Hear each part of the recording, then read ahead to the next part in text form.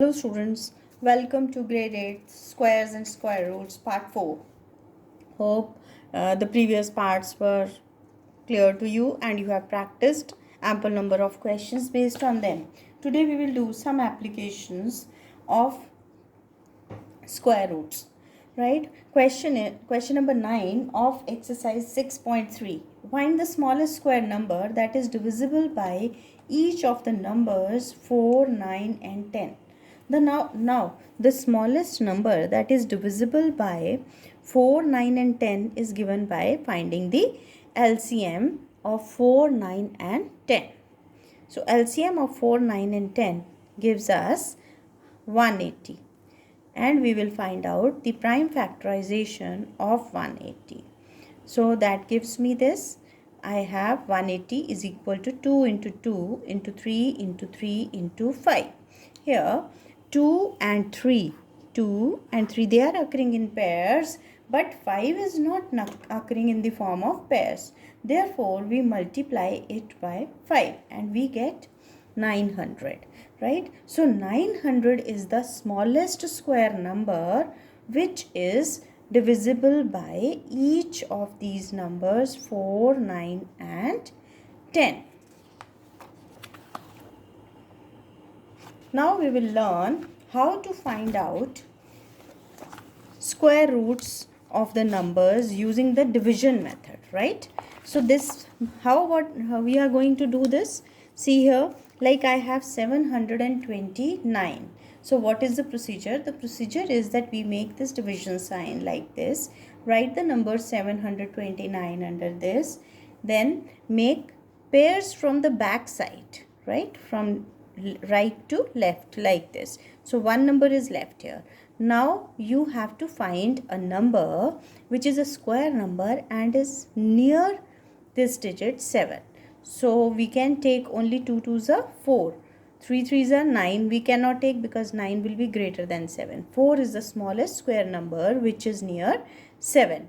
So 2 2s are 4. We write 4 here. Then we subtract it. We get 3 and this whole pair is brought down. In the next step, we will add these two. 2 plus 2 is 4. Now, I need to write here a number that can be written here also. And when I multiply this number with this complete number, I should get a number which is near this number or equal to this number. So, now I am having 9 here. 9 comes in the table of 3 or like 3 3s are 9 and 7 7s are 49. So because I have to write the same number here. Now if I take 3 here, 3 3s are 9 but 3 4s are 12. That number will be too smaller than this. So 7 is a better choice. So I put 7 here and 7 here. 7 7s are 49. 4 carried and then 7 4s are 28. 28 and 4 is 32. It is very good. It is near this exactly same as this, so we get 0 here. As soon as we get the answer 0 here, the quotient that we have got here becomes the square root of the given number. Therefore, square root of 729 is 27. Let us practice it on one more number. 1296. Now again make this sign. Write here 1296. Make the pairs from back side, right? That is from right to left, that is 96, and here again 1 to 12. So square number which is near 12 is 9. So 3 3s are 9. Subtract it, you get 3 here and 96 is brought down. Now 3 plus 3 is 6. Then I need a number here such that when I multiply this with this complete number, I get a number near this number or equal to this number. I have 6 here. Let us try with 6. That is very suitable. Soon seems to be suitable because here 6 6 are 36 is also coming. Yes, let us try. Yes, that's good. We got 66 into 6 is 396.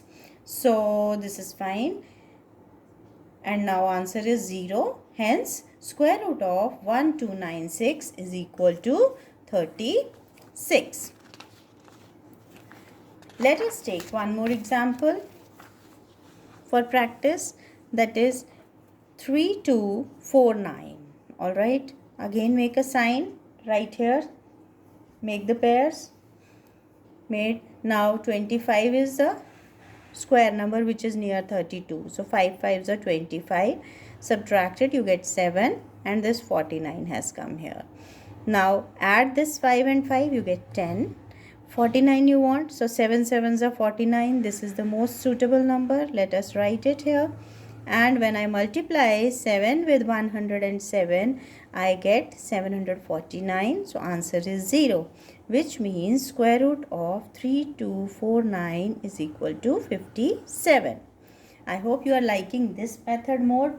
It just requires practice, right? Otherwise, it saves our time also. In prime factorization, you have seen it is too long a method, but this is very short method. Now square root of 5776. Again, you make a division sign, make the pairs. The square number near 57 is 49, because 8 8s are, it will be 64, that will be greater than 57. So 7 7s are 49 is the suitable number here. So subtract 49 from this, you get 8. 76 is brought down. Now 7 plus 7 is 14, and then you have 6 here. So either 4 will be put here or 6. I think 6 is better suited. So 6 into 146 gives me 876. 0 answer. So that means square root of 5776 is equal to 76. Now one question can be asked in the exam, like, how many digits would be there in the square root of given number? This is really very interesting. You see, I have a number 3249, right? You make the pairs. The number of pairs you are able to make gives you the number of digits in the square root. It's as simple as that. Number of pairs formed are 2. Therefore, the number of digits in the square root will be 2. Otherwise also, you see, if you have 16, so what do you get? 4 into 4. How many pairs are you able to make there? 16 when you have written. 16 is there. 16. You have made only one pair. So that means in the square root there will be only one digit. Okay. Now 169. For that you have to make pairs. From backside you start making pairs. Only one is left. So you can put a 0 here to complete the pair. So how many pairs we are able to make? 2. So the number of digits in the square root of 169 will be 2. You can see also other, because square root of 169 is 13 and the number of digits are 2. Again, we take 144. Make the pairs. How many pairs you are able to make? 2. Therefore, number of digits in the square root of 144 will be 2. Okay, let's take this number 14,400. Right, start making the pairs. One is left, so put a 0 here. So we make one more pair. So what are we getting? We are getting 3 pairs. Therefore, square root of 14,400 will have 3 digits. Alright, now let us take some one question as that what should be subtracted from a given number such that it becomes a perfect square number. So for that, what we have to do is we have to find out the square root in this manner and see if any balance is left. If any balance is left here, that will just be subtracted from the given number. See here, I have drawn this sign of division here, and then I'll try to find the square root. Make the pairs. Which square number is near 32? That is 25. So 5 5s are 25. Now subtract it, you get 7 and 5 0 comes here. 5 plus 5 is 10. It goes with 7 here. We get 7 into 107 is 749. So remainder is 1, which shows that this 1 is extra in this, which is stopping it to be a perfect square. So we must subtract 1 to get a perfect square number. Now what is the new number? New number will be 3250 minus 1, that is equal to 3249. And what will be the square root? Square root of this is definitely going to be this. And if you want to show it, you can show it like this, because remainder comes here. as 0 and you can write square root of 3249 is 57. Now we have one more question. Like we can also say what should be added to a given number so that it becomes a perfect square number. So there again, let us see what we will do. We have a very interesting trick here. That is, we try to find out this way. Like I have drawn this, right? Again 525 is kept here. Make the pairs from back. All right. So the number, square number which is near 5 is 4. 2 2s are 4. 1 is here, 25 is brought down. Now see here, I have 125. If I write 5 here and 5 here and I multiply, what do I get? I get a very large number. I won't take. Next, I take 22. 2 into 42 gives me 84. This is too small. Let me try one more thing. Because I want to have, whenever I have to add something, I will try to get a number which is little greater than 125, little greater than this number, right? I try with 3. 3 into 43 gives me 129. Yes, this is my best choice. That is, I will take 3 into this, that is 129. Now what is left? Minus 4. This remainder minus 4, this I will be adding. This shows that I will be adding 4 to 525 to get a perfect square number, right? Let us try a few more examples to perfect this method. So the new number you see will be 525 plus 4, which is equal to 529. Now you find out the square root of that. So easy to find. That is 23 is the square root. Let's take one more number. 252. So finding the square root of 252, make this sign. The number which is square number which is near 2 is 1 only. So 1 into 1 is 1. And here you have 52 will come down here, 152. 1 plus 1 is 2. 6 will be the better choice, because if you take 5 it will be 125, which is too smaller for adding, right? For the question based on adding a number, we always try to find a number little greater than this number. So by 6 when I am multiplying here, I get 156. So what is the remainder here? Minus 4, which means that 4 must be added to 252 to get a perfect square. And new number is equal to 252 plus 4, which is equal to 256. And here let us find the square root of 256. That is so easy to find. That means square root of 256 is equal to 16. Let's practice one more question. 1853. Now what should be added to 1853 to get a perfect square number? Make the pairs from back. Right here, which is the square number which is near 18? That is 16. 4 4s are 16. So here 2 is left. 53 is brought down. 4 plus 4 is 8. And here 4 4s are 16.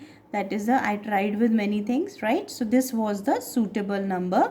That 4 into 84 gives me 336, because I tried with 3 also. It was 249, which was smaller than this. So this is the better choice. And what is left here? Minus 83. So therefore 83 should be added to 1853 to get the perfect square number. Therefore the new number will be 1853 plus 83, which is equal to 1936. And square root of 1936 definitely would be 44. Now one question I have taken from the exercise, that is, find the side of a square whose area is 441 meter square. Right? For this, now you see we know the formula that area of a square is equal to a square. That means a square is equal to 441. So taking square root on both sides, the power will be 1 by 2. So that will cancel. So I will have here a is equal to square root of 441. Let us find the square root of 441. What do I have? Square root of 441 is what? Square root of 441 is 21. By any method you want to use, you can use.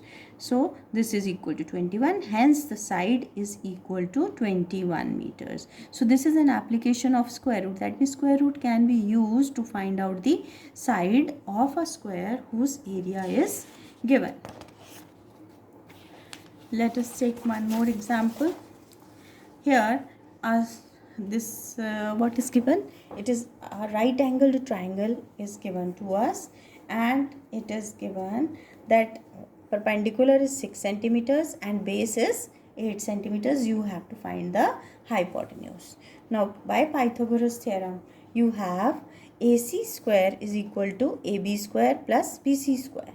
So AC will be equal to under the root AB square plus BC square. AB is 6, so it is 6 square plus 8 square, which is equal to under the root 36 plus 64. That is under the root 100, right? Which is equal to root 10 into 10, which is equal to 10 centimeters. Now, you can find the square root by any of the methods that you have learned till now, right? So, therefore, AC would be equal to 10 centimeters. Question number 8. From the book only I have taken. Here, a gardener has 1000 plants. He wants to plant these in such a way that the number of rows and the number of columns remain same. Find the minimum number of plants he needs more for this. More means to be added. So you remember the method, right? So this is an application of that method. Right here, make this sign 1000, make the pairs, 3 3s are 9, 100 is left. Now 3 plus 3 is 6. So by 1 if we do, it is number will be less than this because 61 will be less. So 2 is a better choice. So 2 into 62 is 124. So balance is minus 24. That means he needs 24 more plants. That is total plants should be 1024. So that the number of columns and the number of rows are same. And the total plants will be this. So x into x will be equal to 1024.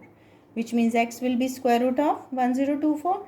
So you can find that by any of the methods that you have learned. And we find that the square root of 1024 is equal to 32. That means the number of rows or the columns, they should be 32. Or you can say that the minimum number of plants that will be needed will be this, and the number of rows would be equal to 32. Now there is this method, that is finding the square roots of the following numbers, right? That is they are decimal numbers. How to do that? So this is also an easy method like that, but we will discuss it in the next video because it is becoming a very lengthy video, right? But happy learning. Thank you.